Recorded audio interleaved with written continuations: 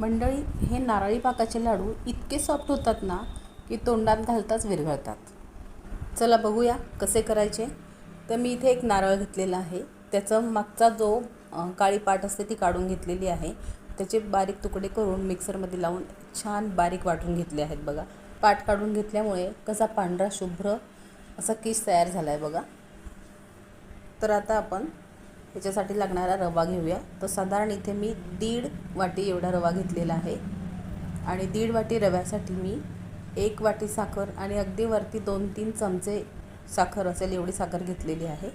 आता आपण पाक करायला ठेवूया. तर साखर बुडेल एवढंच पाणी त्याच्यामध्ये घालून घ्यायचं आहे आणि पाक करायला ठेवायचं आहे. मधून साखर विरघळेपर्यंत आपल्याला सारखं हलवत राहावं लागेल. त्यानंतर एक पॅन किंवा कढई घेऊन त्यामध्ये आपण जे खोबरं बारीक करून घेतलेलं आहे ते घालून घेऊया आणि अगदी मंद आचेवर याला आपण सारखं हलवत राहायचं आहे. छान भाजून घ्यायचं आहे. साईड बाय साईड पाक पण चेक करायचा आहे.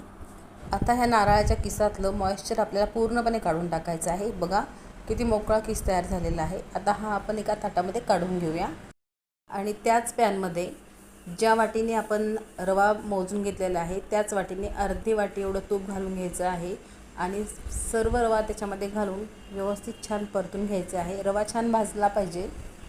अगदी खमंग सुवास येईपर्यंत रवा भाजून घ्यायचा आहे. आता पाक चेक करूया. तर पाकाचा शेवटचा ड्रॉप अगदी हळूच पडतो तेव्हा समजायचं की आपला पाक बरोबर झालेला आहे. आता ह्याच पाकामध्ये आपण आपला भाजलेला सर्व रवा काढून घेऊया. लगेचच भाजून ठेवलेल्या नारळाचा किस पण आपण रव्याबरोबरच पाकामध्ये घालून घ्यायचं आहे आणि हे छान व्यवस्थित मिक्स करून घ्यायचं आहे. सुरुवातीला अगदी आपल्याला पातळ झाल्यासारखं वाटेल, पण हळूहळू जसा जसा रवा त्यामध्ये मुरेल अतिशय छान आणि सॉफ्ट असं आपलं बॅटर तयार होईल. आता लगेचच आपण याच्यामध्ये अर्धा चमचा वेलची पावडर आणि काही ड्रायफ्रूट घालून घेऊया. बघा, काही वेळानंतर लगेचच लाडू वळण्यासारखं बॅटर तयार होतं आहे आणि आपण लाडू वळायला घेऊया. या पद्धतीने बघा मी सर्व लाडू वळून घेतलेले आहेत. वरतून आपण आपल्या आवडीप्रमाणे ड्रायफ्रूट्स लावून याला गार्निशिंग करू शकतो. तर बघा, आपले अतिशय सुपर सॉफ्ट असे लाडू तयार आहेत. नक्की या पद्धतीने लाडू करून बघा. आता हे लाडूसाठी जे आपण प्रमाण घेतलं होतं सुरुवातीला ते अगदी परफेक्ट प्रमाण आहे आणि सगळ्यात महत्त्वाचं म्हणजे अगदी सॉफ्ट लाडू होण्यासाठी आपण तुपाचं प्रमाण इथे जास्त वापरलेलं आहे.